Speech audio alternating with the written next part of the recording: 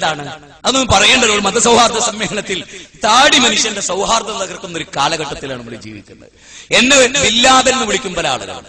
എന്റെ നാട്ടിൽ ഒരു ഹൈന്ദവർ മാത്രം നടത്തുന്ന ഒരു സ്കൂളുണ്ട്.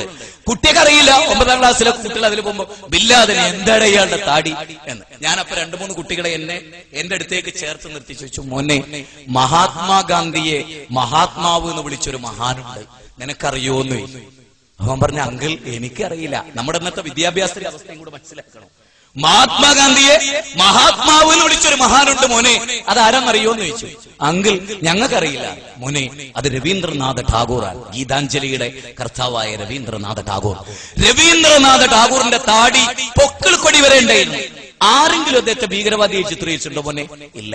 ചട്ടമ്പി സ്വാമികളുടെ താടി പൊക്കിൾ കൊടി വരെ ഉണ്ടായിരുന്നു മോനെ, ആരും അതിനെ തെറ്റിദ്ധരിച്ചില്ല. ഗുരു നിത്യചൈതന്യതയുടെ താടി ആരും അതിനെ തെറ്റിദ്ധരിച്ചില്ല. കാർൽ മാക്സിന്റെ താടി, ചാൾസ് ഡാർവിന്റെ താടി ആരും അതിനെ തെറ്റിദ്ധരിച്ചില്ല. എംഗൽസിന്റെ താടി. അങ്ങനെ ലോകത്തെ ശാസ്ത്ര മതരംഗത്ത് പ്രവർത്തിച്ച, താടി നീട്ടി സമൃദ്ധമായി വളർത്തിയ ഒരാളെയും ഭീകരവാദിയായി കണ്ടില്ല. മീഡിയകൾ ഇപ്പോൾ മുസ്ലിങ്ങൾ താടി വെച്ചാൽ അത് ഭീകരവാദവും, ബാക്കിയുള്ളവർ വെച്ചാൽ അത് വിജ്ഞാനത്തിന്റെയും ശാസ്ത്രത്തിന്റെയും താടിയായി കാണുന്ന ഒരു ഇരട്ടത്താപ്പ് ലോകത്തുണ്ട്. ഇത് നിങ്ങൾ മനസ്സിലാക്കണം. ഞങ്ങൾ എന്തിനാ താടി വെക്കുന്നതെന്ന് അറിയോ? നിങ്ങൾക്ക് പഠിപ്പിച്ചു തരാം. ഞങ്ങളുടെ പ്രവാചകൻ, ലോകത്തിന്റെ പ്രവാചകൻ, മാനവ സമൂഹത്തിന്റെ പ്രവാചകൻ, നിങ്ങൾക്കറിയോ? കൃഷ്ണദ്വൈപായന വേദവ്യാസൻ ഏതസ്മിൻ അന്തരേ മ്ലേച്ഛാചാര്യണ സമുന്നിധ മഹാമതിദിക്യാത ശിഷ്യശാഖാ സമുന്നിതം ലിംഗച്ഛേദശിഖാഹീന. അദ്ദേഹം പറയാൻ, മുഹമ്മദ് നബി എന്നൊരു പ്രവാചകൻ വരും, അദ്ദേഹത്തിന്റെ അനുയായികൾ ചേലാകർമ്മം ചെയ്യും, അദ്ദേഹത്തിന്റെ അനുയായികൾ ചേലാകർമ്മം ചെയ്യും, അദ്ദേഹത്തിന്റെ അനുയായികൾ മുടി വളർത്തും, അദ്ദേഹത്തിന്റെ അനുയായികൾ താടി വെക്കും, അദ്ദേഹത്തിന്റെ അനുയായികൾ ബാങ്ക് കൊടുക്കും, എന്തെല്ലാം പറഞ്ഞിട്ടുണ്ട്.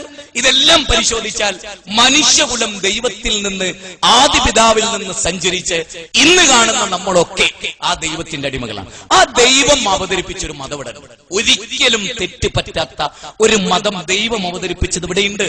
അത് പരിശോധിക്കണം എന്നാണ് പറയും, പഠിക്കണമെന്നാണ് പറയും. ഞങ്ങൾ താടി വെക്കുന്നത് പ്രവാചകന്മാരുടെ ചര്യയാണിത്, മാതൃകയാണിത്. മാത്രമല്ല, പുരുഷനെ സ്ത്രീയിൽ നിന്ന് വേർതിരിച്ചു നിർത്തുന്ന അടിസ്ഥാന ഘടകമാണിത്. നിങ്ങൾ ആരും എന്നെ തെറ്റിദ്ധരിക്കരുത്. ഒരാൺസിംഹത്തിന്റെ ഗാംഭീര്യത അതിന്റെ പൂടയാണ്. ആൺസിംഹം അതിന്റെ പൂട പഠിച്ചാലോ ആണും പെണ്ണും കിട്ടും. അതെ, ഒരാണിന്റെ ശൗര്യവും ഒരാണിന്റെ വിപ്ലവവും താടിയില്ല. മാത്രമല്ല, താടി പക്വതയുടെ അടയാളമാണ്, വിനയത്തിന്റെ അടയാളമാണ്, അറിവിന്റെ അടയാളമാണ്. വെറുതെ നിൽക്കുന്ന താടിയല്ല. അത് മതം പഠിപ്പിച്ച പ്രകാരം ഞങ്ങൾ മനസ്സിലാക്കുന്നത്, ഇത് വെക്കുന്ന കാലം അത്രയും പ്രവാചകൻ ചെയ്തു, അദ്ദേഹത്തെ ഞങ്ങൾ സ്നേഹിച്ചു. ആ പ്രവാചകനെ സ്നേഹിക്കാൻ നമ്മുടെ ഒക്കെ ബാധ്യതയാണ്. ഇപ്പൊ ശ്രീനാരായണ ഗുരു ഒരു കാര്യം പഠിപ്പിച്ചാൽ അത് ചെയ്യൽ, അതാണ് താടിയുടെ ഒരു ദൈവത്തിൽ നിന്ന് പുണ്യം കിട്ടുക. കാരണം പ്രവാചകൻ പഠിപ്പിച്ചത് നിങ്ങൾ ചെയ്യൂ എന്ന ഖുർആനിന്റെ ദൈവത്തിന്റെ കൽപ്പന പാലിക്കുക. മര്യാദയുടെ മേലെ തുണി